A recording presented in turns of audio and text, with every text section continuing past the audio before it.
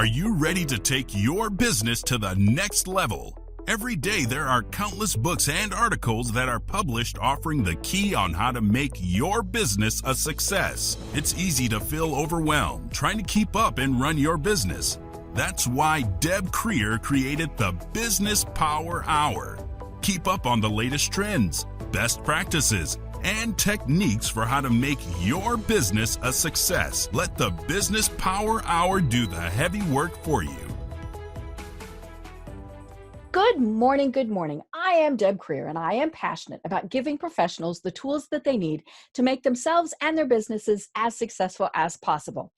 And this is so much fun. I love it when we do the LinkedIn series. This is third, fourth, fifth year maybe that we have done this, where we focused an entire month on LinkedIn. And it's so cool. And it was so funny because as I was getting ready for today's program, I thought, the ultimate in social distancing, right? But it really is such a powerful tool that we need to be using it. And I say this every program, if you are a business professional, you absolutely, positively must be on LinkedIn, but not just on LinkedIn, using LinkedIn. This isn't a set it and forget it type of thing. And so please join me in welcoming my guest. And I love this guest. This is like the fourth or fifth time at least that Brian has been on the program, because he is such an expert and has such great knowledge. So please join me in welcoming Brian Basilico back to our program today. Welcome, Brian. Hey, Deb, how are you? It's so good to be virtually with you again. I know. You got to love technology. And it's funny, like I was saying, it's the ultimate in social distancing. I think we're going to discover more and more people are going to think, hey, this is a great way to meet. Mm-hmm. We don't have to be going to, have our ninth cup of Starbucks coffee or, all these various things. We can meet virtually. And I think that's great. So Let me tell people a little bit about you, and then we will dive into this. Mm-hmm. So Brian Basilico is the award-winning author of the best-selling book, It's Not About You, It's About Bacon, Relationship Marketing in a Social Media World. And he doesn't mention this, but he has another book called Bacon, The Bacon System, Sizzling Hot Recipes That Grow Your Business.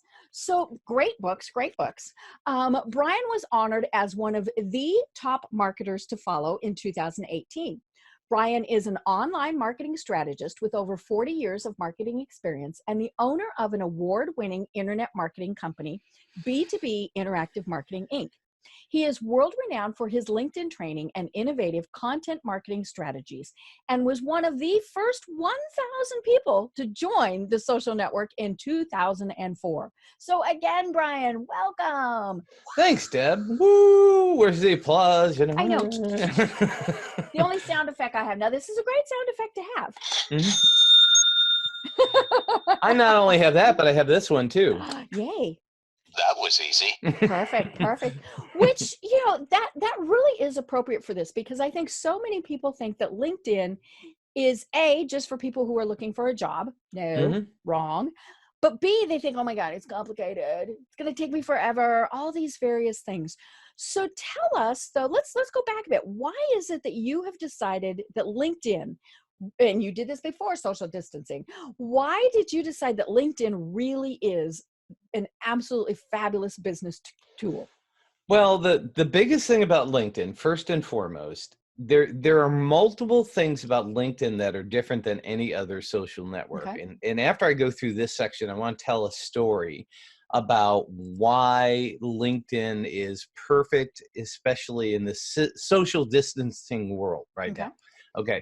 So if we look at LinkedIn, number one, it is truly the only B2B, business to business marketing platform. Facebook is, there's cats, there's toilet paper memes, there's all these wonderful things that are fun, good distraction, but it's primarily consumers, okay? Right. Where in the B2B world, if you do business with other businesses, that's where people are hanging out. The second thing about it is it's kind of self-policing. Right. You don't find anything political on there. You generally don't find memes. You generally don't find the kind of stuff that you would find on Facebook. It's business. Right, exactly. And then the third part about it is it's a place where people are going to find content. Mhm. And so, in the Facebook world, the Instagram world, it's all about sensationalism and Right. news and headlines. And, but the biggest thing about LinkedIn is people are actually going there to learn.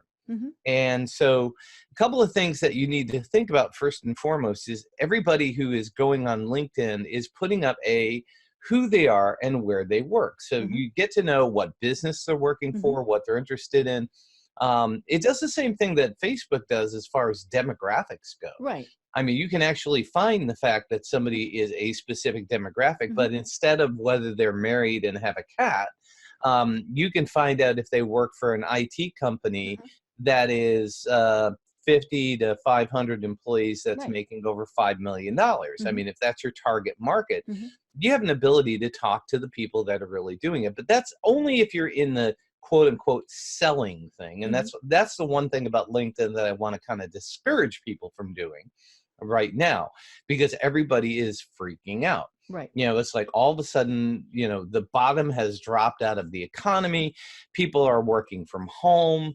There's a social distancing. I mean, one of my customers, I know they've been on basically radio silence because they've spent the last week trying to get 50 of their employees working from home, Mhm. which means they have to get the technology set up. They have to get the Right. computer set up. They have to get the network set Mhm. up. They have to be able to handle all of that stuff. There's an opportunity to learn how to Mhm. use Mhm. Zoom and Google Drive and things that they may not have had to do before because the world has changed. So there's lots of opportunity, but the goal at this point is not to go out and try to sell all your stuff. Mhm. It's how can you be helpful? Right. And if you go into LinkedIn with that mindset to begin with, you'll be amazed at what happens. Mhm. So that's one of the things I want to try to discourage people from doing, is saying, hey, there's an opportunity to sell more stuff. Yeah, there is. But guess what? Nobody cares right now. Right.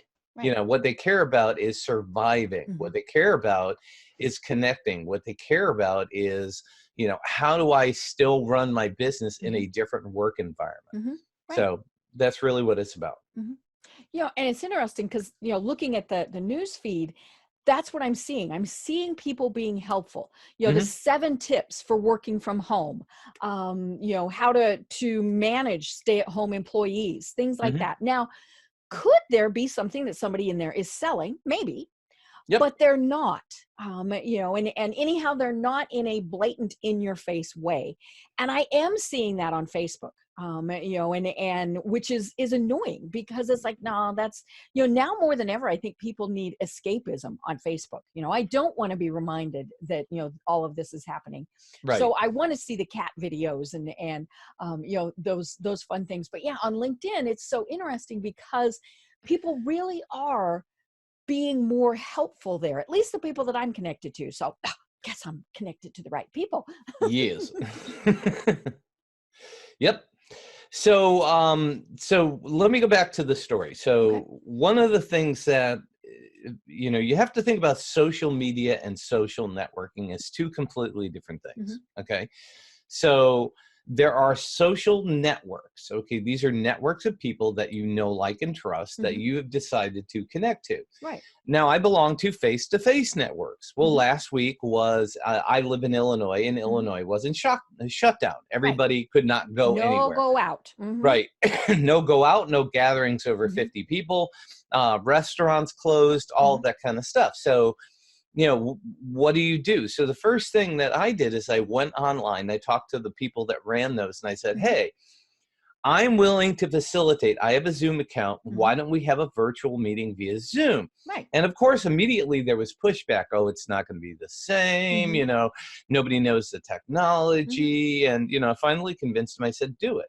Well, we did 2 in one day, and I did another one another day. And the first one was, just a small mastermind, got the Hmm. kinks out. And then after that, we had a group that normally 50 people meet. Well, guess what? Wow. 35 people showed up Holy cow. online. Yeah. Hmm. And we all had a chance to introduce ourselves. And the Hmm. meeting was exactly the same. Hmm. It starts out with, it happens to be at a church. So it starts with an Hmm. opening prayer, and then Hmm. it goes into everybody gets to introduce Hmm. themselves. And then somebody gives a presentation. Then there's open discussion and Right. Q&A.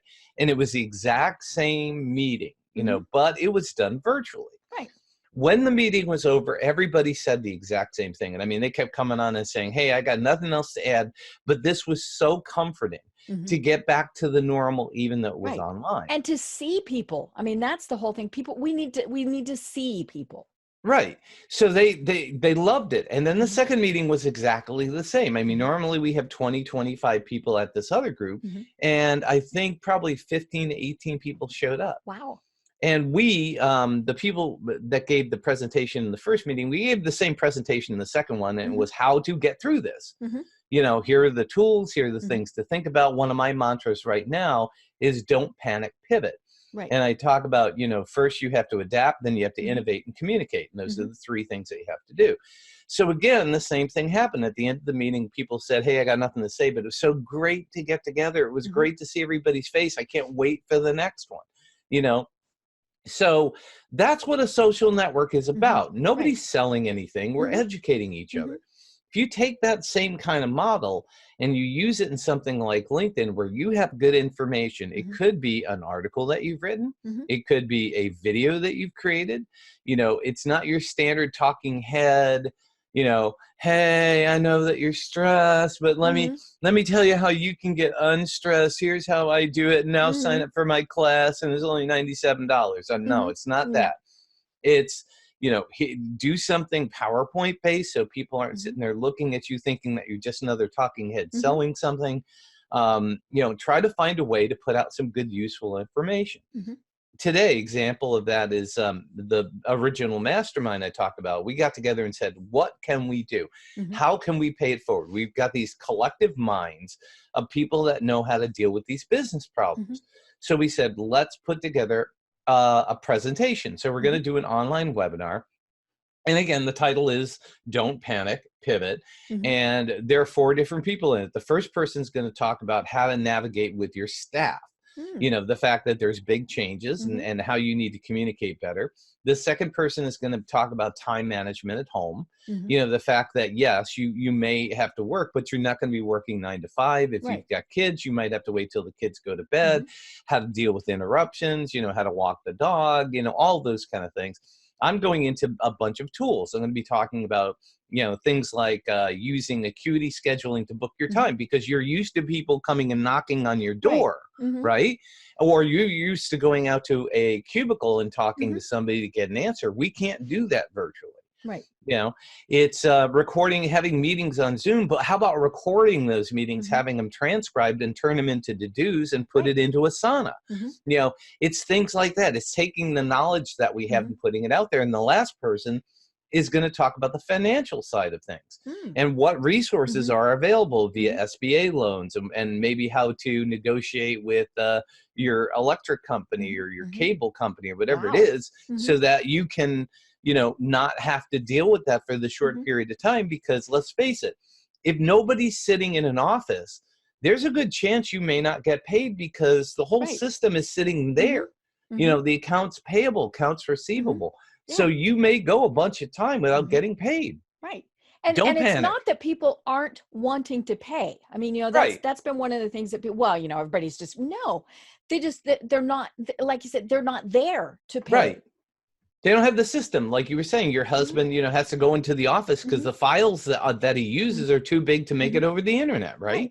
You know, the accounting system could be hard, you know, basically a hard copy sitting on a server that you can't get. It's never been set up to be done remotely, you know, because you don't want the internet looking at your books, right? So you've got this thing locked down really super, super tight, you know. So somebody's going to have to go in the office and actually do that sooner or later. I mean, people need to get paid. You know, your staff needs to get paid. Your vendors need to get paid. The electric bill needs to get paid. So, you know, those are some of the things that, you know, we said as a group, we can do this to help other people, and we're going to record it. And we put together a bunch of resources. You know, here's a list of all the SBA loan places that you can go to. Here's a list of all the software I talked about. Here's my time management worksheet. And, you know, here's some checklists for, you know, working out of the office. So we put together this entire resource, put it out there, record it, and put it up there. This is the kind of stuff that LinkedIn is looking for. Yes. It's looking for great resources. So Mm-hmm. now, being a homebody and having LinkedIn, now is your time to become the best content creator you possibly can, Mm-hmm. but in the goal of helping people, so that you have the ability not only to make the world a better place, but remain top of mind when people, when things get Mm-hmm. back to normal, because they Right. will get back to Right. normal. Oh, yeah. It may be a new normal. Mm-hmm. You may find that more people are going to be Mm-hmm. telecommuting Right. because it works better. Mm-hmm. It's like, wait a minute, we don't need to have this, 50,000 square foot Mm-hmm. building. Right. We could pay for their internet. It's less Mm-hmm. expensive than paying for the Mm-hmm. floor space. Right. These people are comfortable working at home. Mm-hmm. We found some of them Yeah. thrived, some of They them still didn't. got their work done. That's, of Right. course, mm-hmm. Yeah. So, LinkedIn, think of LinkedIn as a networking, resource Mm-hmm. generating, information generating social network of Mm-hmm. people that you would normally meet face to face, and treat it that way. Right. Right.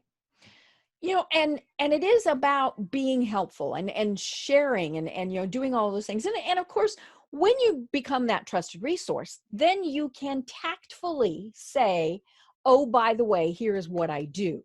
Right. And it's funny, one of the things that you do every week is you share the really bad pitches that Yeah. people come up with. It's the catch and pitch of the week, Yeah. or pitch and catch of the week. Yeah. We connect with somebody online, and immediately, boom, you get the pitch. And it's funny because now we joke about these things. And, I've got one here that I have opened up, and this woman, so first she breaks a rule because, and it's a rule, it's LinkedIn's rule, Hmm. because she has more than her name as her name. Right. And so, she's got that. And then what was so funny about this is, her pitch to me, she calls me Deborah. Okay. On LinkedIn, I am Deborah. So that is an immediate indicator to me that somebody doesn't know me. Right. If they use and that's perfectly fine. That is my name. But Deb Creer was already taken on LinkedIn. And so that was why I went ahead and just used my full name. But she did the cut and paste pitch. Hmm. So all she did was cut and paste my company name into insert company name here. Right. And so my company name, the first one that I have listed in LinkedIn, is Deb Creer. So she's saying, hey, Deborah, I can help you with Deb Creer. And I'm like, okay. And she says things like, oh, it looks like Deb Creer is doing great work. Quick intro, I can help Deb Creer. And of course, there's, and I thought about responding to her. And what I love is a lot of times you respond to these people and they never get it. I mean, that's no. funny thing. Yeah. See, now for you, what I would say is, hey, I forwarded on your request to the Department of Redundancy Department. They will get back to you in the second Tuesday of next week. Right. And just put it out there just like that. Yeah. And just leave it. Yeah. Right. Yeah. Hey, well, Department of Redundancy, and they'll get back to you the second Tuesday of next week and see if she responds back. Because I've had the exact same thing happen. I've had people send me, hey, we've got this great new tool. It's an audio tool that you can send out to people and you can do all these things. And I send them a request. I say, well, I have a podcast. Tell me what the difference is between this and podcasting. Right. And the response was, hey, we've got this great audio tool that you can use, Yeah, I love those. And the other ones that are really telltale is the, hey, Brian, insert company name here. They forget to fill that in. Right. You're still insert, or they've got the wrong company name because they were cutting and pasting from something else. Right. And we laugh at this, but it's, it is so important because we should be connecting with people. I mean, it is about building these relationships with folks. And I love it when somebody has clearly gone to my profile and paid attention to it, not just, hey, Deb Creer, it's, oh my gosh, I see that you're a podcaster. I would love to learn more about that. Now, okay, that's fine. They at least went and read something. Right. And you could send them a link and say, hey, here's a couple of podcasts I may be interested in. And I've had people do that, and I sent them a link and they actually went and listened. They got back and they wanted to be on the podcast. Well, guess what? Because they went and listened and they were persistent and they built the relationship. Up on the list. They were on the list and they turned out to be great guests. Now there's the other side. There's just one woman that keeps sending me messages. And she's going, well, I have these health and beauty tips that I think would be really important to your people. And I'm going, well, mine's about marketing. It's not really Right. about health Yeah. and beauty. And I said, it's not really my niche. She goes, well, everybody needs good content and your audience should get this. So, let me on your show. And it's like, lady, Yeah. stop sending me these things because number one, you're annoying. And number two, you're not my niche. Okay. Right. Go find your niche. Right. And what we're pointing out is that if you wouldn't do this in real life, don't do it on LinkedIn. And I think that's the important thing, is to remember that, when we talk to someone, we're like, oh my gosh, I went to your website, Brian, and I saw that you do this podcast, and tell me more about it. Right.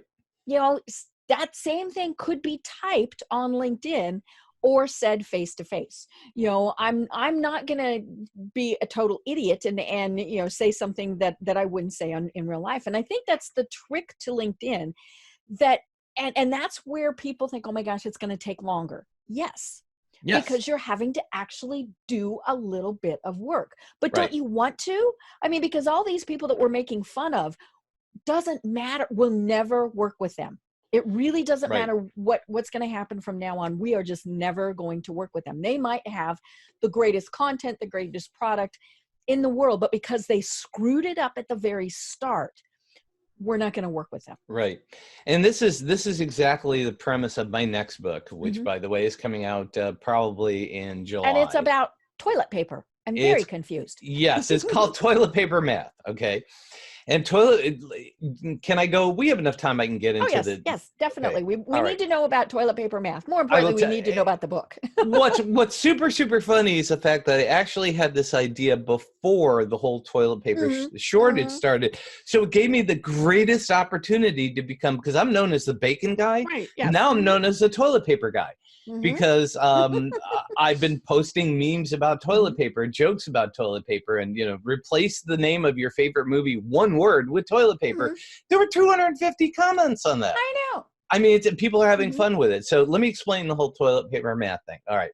So simple, straightforward is that toilet paper was invented in the I think it was the 6th century by the Chinese. In the 1400s, it was manufactured, used by people. In the 1800s, it was patented, where the roll, by the way, people, it goes to the outside, okay? Yes. The roll should go over. It should face down in front of you, okay? But anyways, toilet paper has been around for a long time. It's something everybody uses, and it's like, why do people need to advertise this stuff? Everybody uses it. Well, the reason is because there's so many different brands and so many different styles. I mean, there's mega, super soft, super cushy, it's all these different, versions of the same damn thing. Now, toilet paper, back before 2000 was very plain and simple. You bought a 4-pack. That was it. You got a 4-pack. Right. And remember Mr. Whipple, don't squeeze the Charmin? Don't squeeze the Charmin. Yep, that size. Okay, toilet paper at the time was 4.5 inches by 4.5 inches, right? Yeah, okay. It was a square of toilet paper. Right. Then somewhere along the line, they said, hey, you know what? We need to keep it so that it still fits on a toilet paper roll, but, we could save money if we cut it down. So then they made it 4.1 inches by 4.1 inches, right? Okay. Then somewhere along the line said, no, we need to save some more money. So what we're going to do is we're going to make it 4.1 inches. So it still looks good on a roll, but we're going to make them 3.7 inches tall now. So it's no longer a square. It's a rectangle. Okay. So then they take this, and instead of, making a 4-pack, now they take it and call it a mega roll, because now they're doubling the amount of toilet paper that they can put on there, or quote unquote tripling. And so you go into the store and you're walking down the aisle. That is, if you can find it right now. Because I mean, in my, my local grocery stores, they're completely sold out. But when it was around, you'd go down, you see this little sign. It's a big, big mark on the corner of it would say 8 equals 32, 9 equals 96, and 6 equals 128. And it's like, you're just looking at it going, how do you do that? And of course, the 6 is like this and the 128 is like that, 6 equals 128. What they're trying to say is that, with the added length on the roll and the amount of rolls in the bag, you're getting this much toilet paper. What toilet paper math is about is trying to tell you, or at least make you have the perception that you're getting more for less.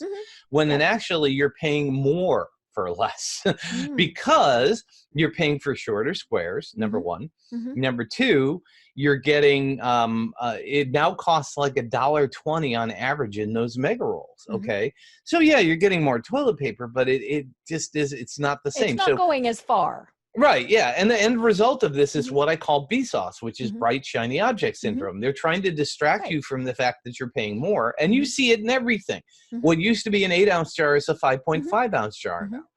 So they're taking everything and they're shrinking it so they can make more money, making it look like Mm-hmm. they're doing the same thing. Right. Because they'll give you more of it, but it's smaller quantities, and you're not catching the Right. very subtle distinction.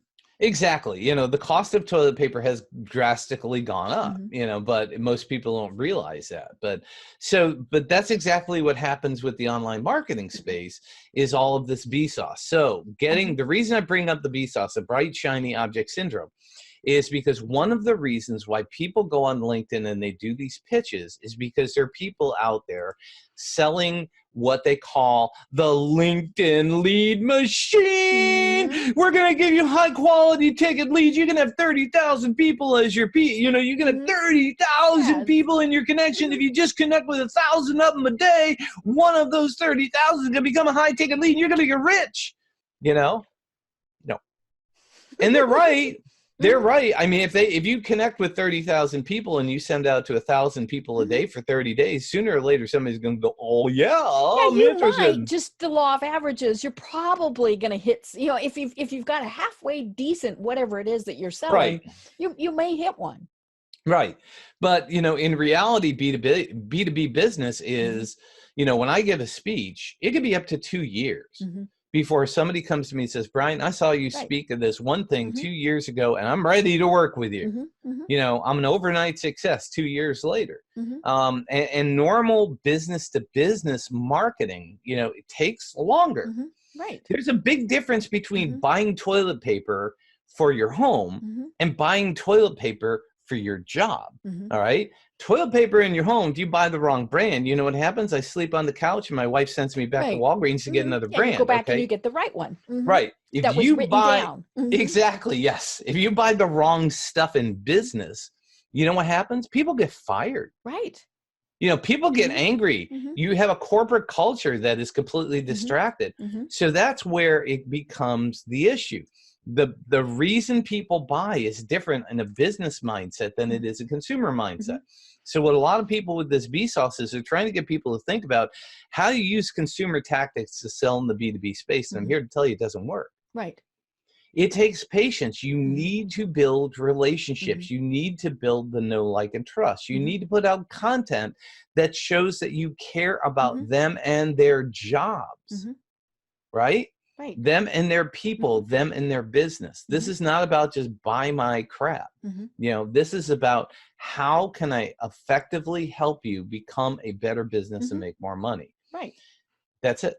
And it is about being in it for the long haul and being consistent. One of the things that I always do when I go to somebody's profile is I look at activities, their recent activity. And that's kind of annoying because it shows everything that they have done. Anytime you click like, all of that shows up in that thing. So you kind of have to filter down through to see, okay, what did they post, and even what did they comment? I mean, the whole like button thing, it needs to just go away. Yeah. But it's one of those things where I look to see how often do they use it. And, and we've talked about this on other programs. Of course, LinkedIn, we always talk about LinkedIn and Google and Facebook like they're entities, like they're real things. They like it if you are more active, right. because they're not going to show, bring up your information in the news feed or in a search if the last time you did something on your profile was 3 years ago. Right. And so the more active you are, the more it's going to be there. And so it's interesting. I'm looking through here, just kind of looking through the news feed. And so now there's a lot of ads. We're going to talk about ads in a minute, but, so let's see, this person says, what are you doing to help the brain fog lift? Okay. So that's kind of interesting. That one's an ad. This is, here is somebody who's doing a video. So that's kind of interesting. Another ad, and that now here's a good one. Tools to be more productive working remotely. And she's sharing other people's content. Right. OPC. Which is great. I have so many people that say, I don't have anything to say. Okay. You Right. probably do, but more importantly, it's perfectly fine to share other people's content. Absolutely. And that's, so let me get into another difference, a Mm-hmm. huge difference between LinkedIn and Facebook. Facebook is a closed sandbox. Mm-hmm. Facebook only wants to sell anything inside of Facebook. Right. So for example, if you post things on your business page in Facebook, Mm-hmm. they won't show it to anybody. Right. Because Or they heaven want you. forbid you send them out to say YouTube. Well, that's what I'm saying is, yeah. Mm-hmm. So that's rule number 2. Rule number 1 is you can post things in your business page all day long. Nobody's going to see it. It used to be that it was 20%. Now it's down to like 0.6%. Right. I mean, it's amazingly small. Mm-hmm. For every 1,000 people that you have liking your page, about 6 people will see it. Mm-hmm. Why? Because they want you to boost it. They want you to pay for advertising, that kind of stuff. Now, the cardinal sin. Yeah. There we go. There you go. Yeah. The cardinal sin inside of Facebook is taking people out of their sandbox. So if you post a link to anything that is not news-based, because they've got their algorithm set up, that if it's news-based, it's okay. But if it's sales-based to like your own website or to a webinar or something like that, won't be shown to anybody. They cut it off. Okay. So they want people to stay in that sandbox. The average person spends 20 minutes on Facebook per day. Okay. Now, LinkedIn is completely different because Facebook makes the vast majority of their money selling ads. Right. That's how they make their money. LinkedIn makes the vast majority of their money through jobs. Okay. 75% of their business is about recruiting and job placements and those kind of things. That's where they make their money. They make about 5% on ads, and they make about 20% on their additional services, which includes Sales Navigator and other, things that they offer. So the thing about LinkedIn does not mind if you post external links. Right. Okay. They don't care. They do want people to spend time on there. Yeah, they're going to degrade it a little bit. But the key thing is they don't care if you post external links as much. As a matter of fact, again, if it's news, they encourage it. So if you post something from, Business Insider, if you post something from Entrepreneur Magazine, Inc. Magazine, any of those kind of things, Wired, they promote the heck out of that because it's great information. So now you become known as the thought leader based on what you post. But the key thing is that little space above and the little space below the link are the most important things. Space above it is where you put your thoughts about the article. Why are you sharing it? Right. Not just a link. What's in it for you and what's in it for them? Hey, I found this interesting because I think you will enjoy it because. Okay. Make your case and get them to read it. And then the second thing is you can use the hashtags. Hashtags are great in LinkedIn. They're great in Instagram. They're great in Twitter. They're not so good in Facebook. But hashtags, people do follow hashtags. So if the hashtag, and I haven't looked at it, recently, but I'm sure the work from home hashtag is trending inside of LinkedIn. Let's see. Let me type it in. Here, work. Hashtag work from home. Yep. So I got 261 results, but those are companies and things like that have things, they have something in their name that's work from home. Right. But yeah, so yeah, it's a lot. There's a ton of stuff that's going to come. But I mean, it could be, you just got to figure out which hashtags are trending and try to follow along with those hashtags and post content. And LinkedIn suggests them for you based on what you have typed in your content. Right. But the key thing, if there's a trend going on right now, which is work from home, remote workers, virtual employees, I mean, whatever the hashtags are that are key, if you can find content that feeds that, then you go up in the algorithm because you're trending with everything else. So that's good OPC. Now let's look at the other side of the coin, and that's original content. Okay. Original content. Now, out of all the people on LinkedIn, okay, there's 600 million people on LinkedIn. Okay. Only about 100 million people, and these are rough numbers, are American. Mhm. you Right. know you know so basically the people that you would sell to, unless you sell to the world, Mhm. it's about maybe 20-25% Mhm. of the audience max. Okay, that's number one. Number two is, out of all the people on LinkedIn, 0.5% Mhm. of all people post any kind of content. Right. One half of Mhm. 1% post any Yeah. kind of content. So if you post, hello, it's Mhm. going to be seen, Right. hopefully. Hopefully, but you're going to be, Mhm. in that space. Right. Number one, you're a content Mhm. Mhm. generator, which is, if there's no content on LinkedIn, there's no reason for people to go Right. unless they're looking for a Mhm. job, Mhm. right? So think about what kind of original content people on LinkedIn would like to hear about Mhm. right now, Right. and create some of that. It Mhm. could be a blog post. Mhm. It could be a PDF. You can Mhm. upload a PDF. It can be a PowerPoint. It Mhm. can be a video. It can be something along those Mhm. lines. If you create original material that eventually leads them back Mhm. to your own space, Right. not only are you providing great content, but Mhm. you're also becoming a thought leader and driving Mhm. people back to Right. your own website. Right. And that's where then you sell things. Hmm. Whether it's that you're driving them back to your, your page on LinkedIn, so they're looking at your about section, all those various things, or as you said, you've driven them completely off, and so they're you did a blog post and you're linking it on your website. Hmm. That's where then they go, okay, now this was a pretty cool article by this Brian guy. What else does he do? Right. That's the key. Yep. And there are other places, like, for example, when I write a blog post and I share it and I see that it's popular, Mhm. I'll Mhm. immediately take that and turn it into a quote unquote article. It used to be called Right. Pulse, but Mhm. you can create a post or an article. Mhm. So I'll take that and post it as an article. Mhm.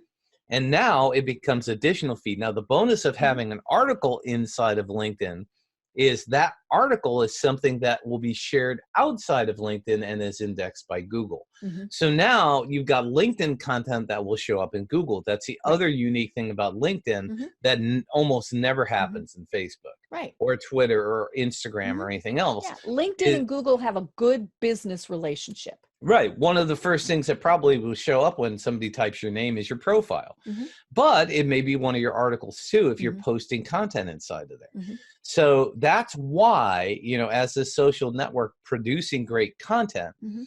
and not having this B sauce. Now let's get back to that one thing, is how do we use it for business? Okay, Right. we've talked about, not going out there and taking the, lead generation Yes, not good. course, Mhm. right? The basically taking a shotgun and trying to get one of 1,000 Mhm. people to pay attention.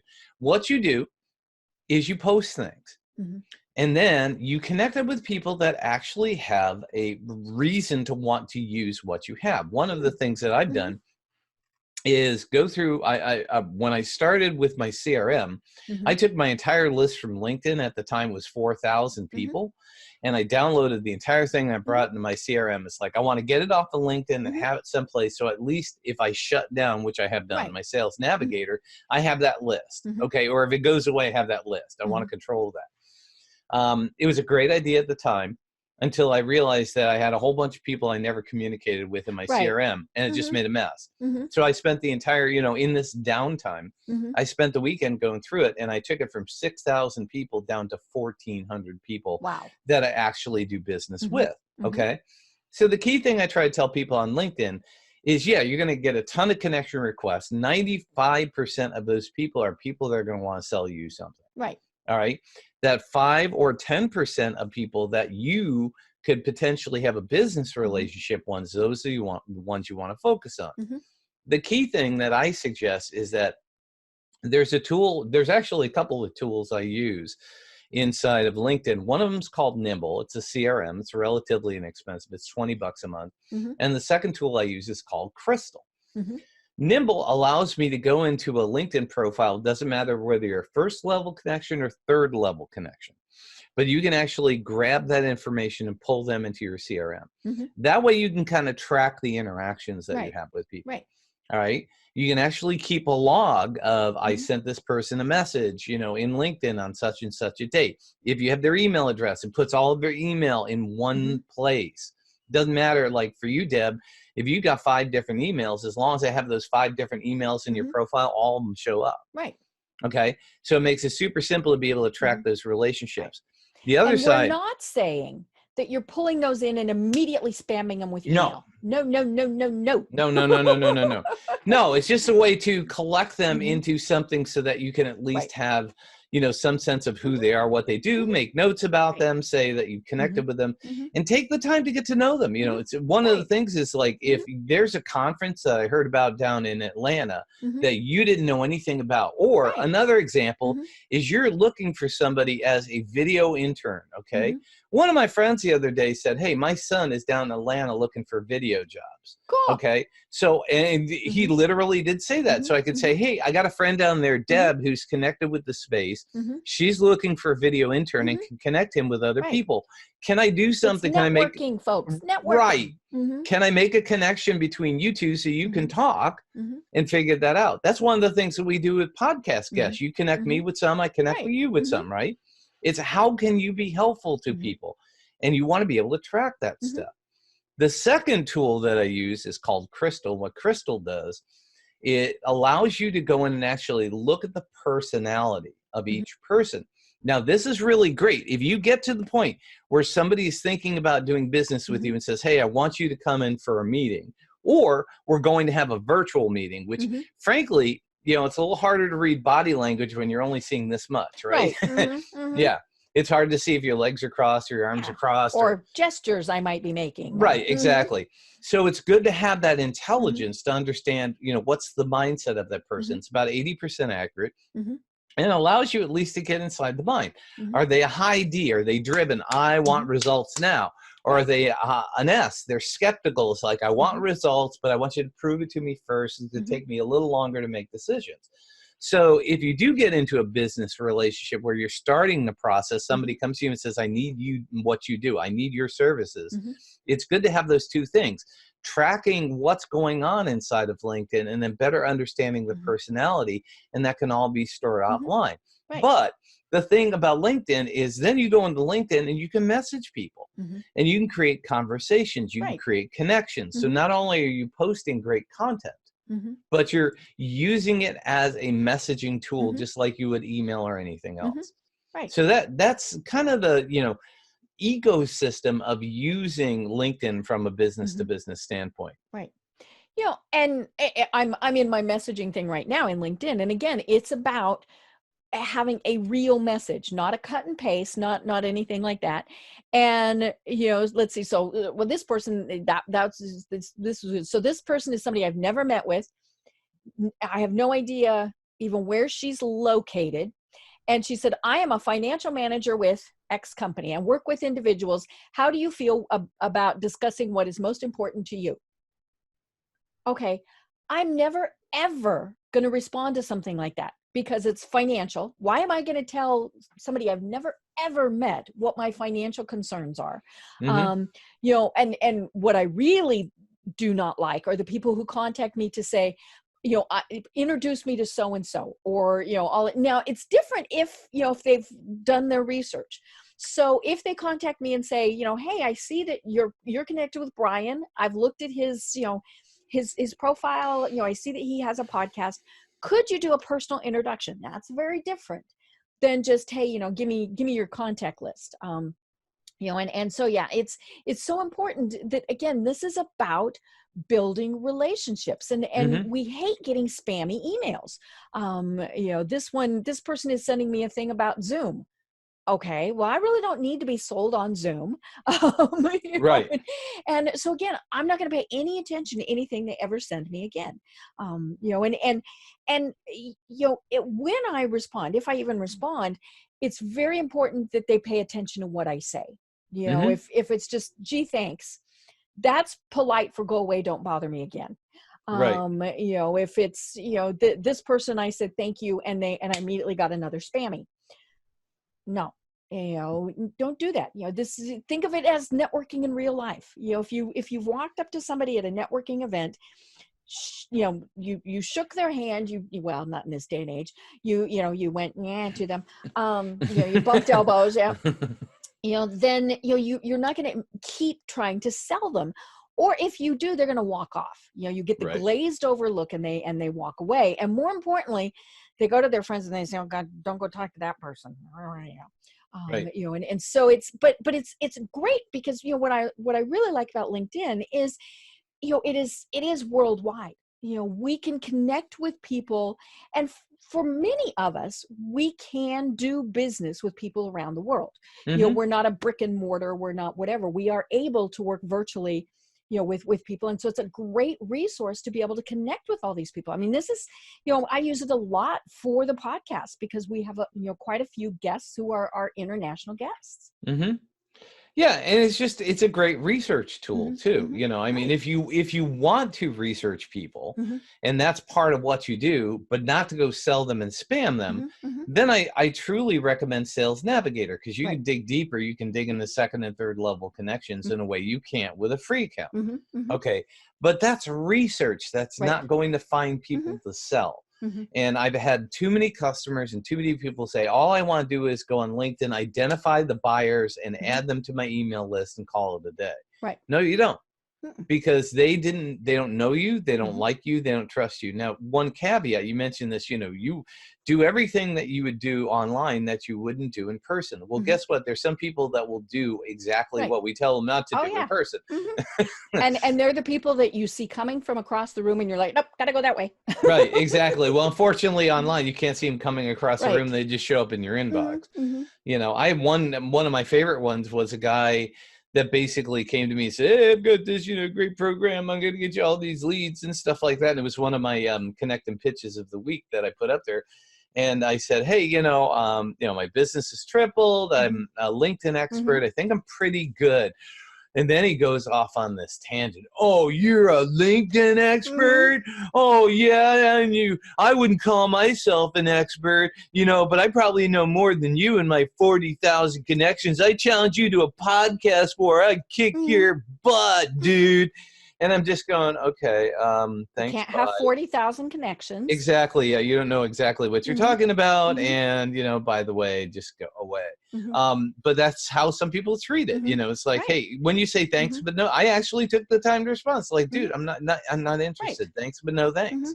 Because I don't know if this person could end up being a good connection in the Right. future, Oh, could be yeah. a good podcast guest. I mean, I try to treat people with respect, Right. but I certainly don't go off like that. And when I call myself a LinkedIn expert, I'm not saying I'm the greatest in the world. I'm one of many. I mean, there are tons and Right. tons. I mean, you interview a ton of them. I've had some on my podcast. Bryn Tillman is a great one. I love Bryn. Ted Prodemo. There are tons of experts out there. We all bring different things to the Right. mix. Which is cool. I mean, that's what's so fun about doing this month, because everybody has a different tactic where we're all like, oh my gosh. Right. But the fact of the matter is, we spend a lot of time on LinkedIn. Yes. I mean, I teach corporations how to use LinkedIn. I went into a major corporation. I started teaching their sales team how to use it, and they all went, "Oh my goodness. So that's how you're supposed to use it?" Yes. And then they started following what I'm doing. And I called my client up and basically said, "How are they doing? I know that you sell live events, and now you're going to have to go and do all these virtual events." She says, "Everything you taught my sales team really prepared them. They're using your 10-10-10 strategy, 10 contacts, 10 minutes a day, 10 words. How are you doing? How can I help?" And they're using that to build those connections, and they're using the stuff that I taught them. Right. And she said, "It's fabulous. I mean, this is great foundational stuff." But Ted's going to come at it from a different way. Bryn's going to come at it from a different way. But I consider us all experts in our field. Right. Because we use it. A true expert is somebody who does it. You cannot become a science expert if you're sitting there delivering newspapers, right? I watch Big Bang Theory, but no, I'm probably not an expert. Right. So, I mean, the bottom line with all of this stuff is be nice, connect with people, be helpful, create great content. If you can't create content, then use other people's content, but use it as a networking tool with the expectation is the more you communicate with people, somewhere down the line, somebody is going to say, "Tell me more about what you do. Right. I think I need your help." Right. That's it.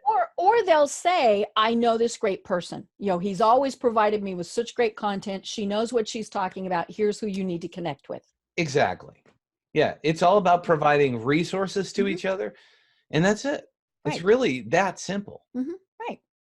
Well, speaking of resources, what about LinkedIn advertising? I've never done LinkedIn advertising, and it's funny because I mentioned as I was scrolling through the news feed, it's Mhm. quite a bit of advertising right now.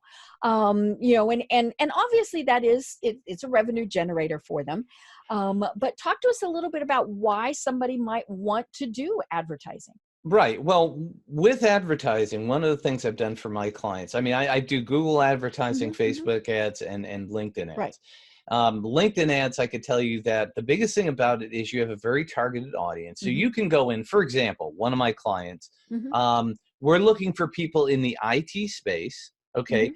that work for these particular industries, medical, automotive, Hmm. logistics. Let's just use that.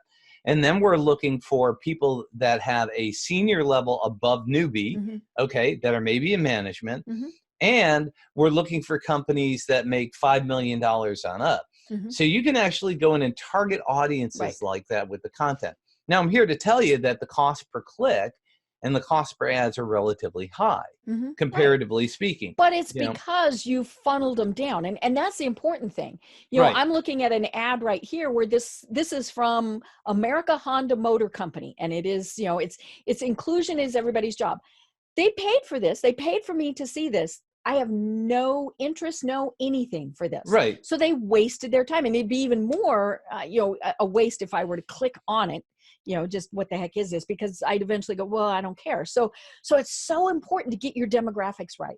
And, right, and really figure out, okay, they have to do over 5 million in sales a year, right, or I don't care. Whatever right. it is, But get that good. the key thing is I went and I actually have I have access to LinkedIn trainers. I mean, Hmm. these are people Hmm. at LinkedIn who come Right. in and look at my ad Hmm. accounts, Hmm. and they say, they looked at the ads I was doing for my client, and they Hmm. said, hey, by the way, excuse me, the number of clicks that you're getting is double, and the cost that you're getting is less than average, because it's targeted so well Hmm. that you're getting the kind of Yeah. response that most people don't Right. get. So the Hmm. key thing about it is LinkedIn advertising is if you have Hmm. something specific to Hmm. advertise. Hmm. In the case of this one client, we are advertising a webinar for tomorrow, Right. and they're trying to reach clients that they don't have. Hmm. We can easily, and you can do things inside of LinkedIn that you can do in any other social Hmm. media. I have a retargeting pixel. Hmm. Okay, so I can, anybody who goes from LinkedIn and visits our website, we built an audience. Right. Now we can do a lookalike audience, and we could target to them. Hmm. People that look like the people that what a lookalike Hmm. audience is. Hmm. If everybody going there happens to work in the food truck industry, it's going to say, okay, we're going to start targeting people in the Hmm. food truck industry. Right. That's what a lookalike Hmm. audience Hmm. does. Is people that are going to your website because they have a specific need, Hmm. it's going to find other people similar to Right. that. Right. So And there's then you lots of advertise to them. I mean, that's the key. right.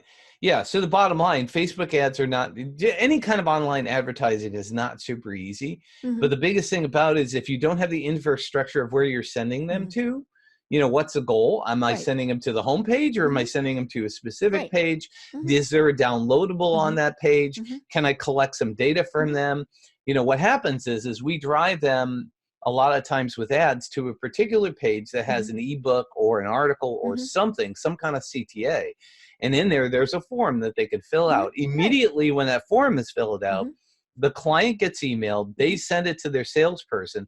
The salesperson Hmm. friends them on LinkedIn Hmm. and says, hey, I saw that you Yeah. downloaded this thing. Hmm. I'm not here to sell you Hmm. anything, Just but wanted to, yeah. Yeah. I'm if here. I can provide you Hmm. additional Hmm. resources so you don't have to go in and fill in the Hmm. information, you want any other ebooks, you Hmm. want some reports, Right. I'm here to Hmm. provide or answer questions. That's it. Thank you. Hmm. Now that's put into a CRM, and Hmm. 3 months down the line, say, hey, did you get a chance to read the ebook? Hmm. Or maybe it's 3 weeks. Right. It's building the system Hmm. around making good contacts and Hmm. understanding it's going to take time. Hmm. So Right. LinkedIn advertising has a great residual Hmm. value. Right. And again, you have to know who your target market is. Hmm. I've talked about this many, many times on this program when this happens to you, and who are you trying, who's your target market? And they smile sweetly at you and they go, everyone. Hmm. No, no, there is nothing that is something that every single person is interested in buying. I don't care Yeah. what it is. Right. We were talking about toilet paper. There are some people who might not use toilet paper. No, there are people that have bidets. I mean, there are Right, people that have right. diapers. There are Mhm, people, yeah. I Oh mean, yeah. it's babies Yeah. use So it's, diapers. Some yeah, older people use diapers, it's not an ick factor. It's just, a different need. So yeah, so it's knowing exactly who your target market is. And that for a business person, especially starting out, is scary because they're thinking, but I'm eliminating all of these people. Well, that's okay, because they weren't going to buy from you to start with. Right. And that's what people aren't getting. It's like, well, if I had, say, 1,000 people in my database, but only 100 are going to buy from me. Well, those 900 people, what about, well, they wouldn't, they weren't going to buy Right. from you anyway. So why waste time? And, why risk annoying them? I mean, Right. that's the other thing. If you're trying to sell them something that they are absolutely positively not interested in, Right. then that comes back to the, avoid that person conversation. Now, taking it off of Facebook, and this is in the Toilet Paper Math and the Mm-hmm. Sauce book, but it's a similar situation. And that situation is this: okay, Deborah, I'm going to get you 1 million people to your website tomorrow. Oh, wow. It's only going to cost you $500. Are you interested? Sure. Okay. Yeah, because you're going to get 1 million eyes on your website. Okay. And you say yes, and you pay me $500. Then you go look at Google Analytics a week later, and you see that all the traffic came from India, China, and Vietnam. Right. And right? did nothing. And nothing. And they spent less than 10 seconds, and they would never buy from you. Right. So anybody can generate traffic, anybody can generate eyeballs, but if you're not generating, I would rather speak to 10 people for 10 minutes than 10,000 people for 10 seconds. Right. Because those 10 people are willing to spend 10 minutes, have a genuine interest in what you have, or maybe how you can help them. Right. Right. And that's really what matters is, again, it's the quality of the connection. It's the quality of the things that you're doing. Well, and on the flip side, if you get them there, can you provide them with whatever it is? I had a client one time who wrote this wonderful book, and she said, she hired me to help promote it. And the only thing she wanted, I mean, this was not, it was, you get me on Oprah. Yeah. And that was, of course, back when Oprah, and I said, okay, first of all, we build up to it. You got to get on your little local thing. We have to do all of this. No, she wanted on Oprah. And I said, more importantly, we get you on Oprah. And she says, hey, this is a fabulous book. And you get 30,000 people who that day say, hey, we want to buy that book. Do you have 30,000 copies of the book? No. I said, see, there's the hitch. Right. We don't want to create too much of a demand, because then the same thing happens. They're like, oh my God, I tried to get that and I couldn't. It's kind of like the thing right now. People are trying to buy toilet paper and they can't. Exactly. And so it's about knowing your market. It's about knowing what you can do. We've been talking about webinars. Well, that's great, but most webinar software does have a limit. So if say you have 5,000 people that sign up and only 100 can participate, well, you got a heck of a lot of really upset people. Right. Yep. There's so many things that we can talk about from a technological standpoint, but I think, the key message of today is that LinkedIn is good for business.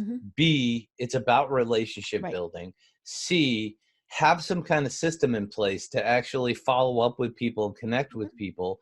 And then D, use it. I mean, get in there and use it once a day. Just go look at what people are posting, research people, make good connections, and you're working do something. from home, folks. You've got more time.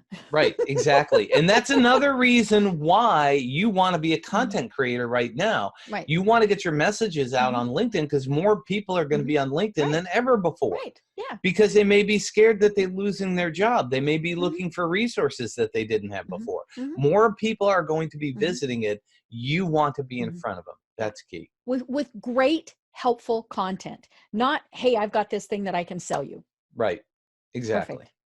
Well, Brian, they want to connect with you. How do they find you online? The easiest way is go to the Google machine, okay, and type in Brian, Brian, Basilico, Basilico. Google that. You will find everything: my books, my podcasts, my blogs, all the stuff that you could possibly imagine. Even my LinkedIn profile is sitting right there. Thank you, Deb, for that wonderful. I'm such a good Vanna. You are. I was just going to say, yeah, and you made a V out of them too for Vanna. I did. Look. Yeah, V for Vanna. So yeah, you can find any of that stuff online. Just Google my name, and here's the bottom line. If I said anything that was interesting to you, connect with me. Send me a connection request. I heard you on Deb's show. Send me a Facebook request. Follow me on Instagram. Any of those kind of things. I want to build relationships with your audience. Right. And that's it. Don't pitch me. No. And as Brian said, if you're sending him a request to connect, especially on LinkedIn, be sure to say that, you saw us or you heard the program and that's why you're connecting. Cause we love to hear about that. Right. If you agree with us, great. If there's something that you take exception to, we want to know that too. That's cool. Yeah. We're not perfect, but we try to provide good value, and that's okay. So and Deb, I so appreciate the opportunity to come on and talk with you in the audience. So thank you so much. We have so much fun, and more importantly, it is because you provide such great information. I am part of a mastermind group that Brian leads, and I get so much out of my connections with Brian.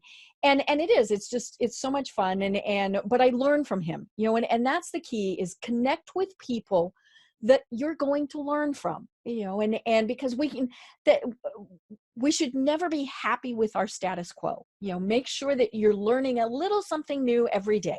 Mm-hmm. Yep. Absolutely. And my favorite quote that I like to end with is that relationships are the currency of business. And so the bottom line is, you have to be willing to spend money to make money. You have to be willing to invest in relationships in order to see a return on investment. Perfect. I love it. Well, I'm Deb Creer. I've been having an absolutely wonderful time talking with Brian Basilico. And until next time, everyone have a great day. Tune in for our next program for even more trends, best practices, and techniques for how to make your business a success. The Business Power Hour, hosted by Deb Creer, is proud to be part of the C-Suite Network.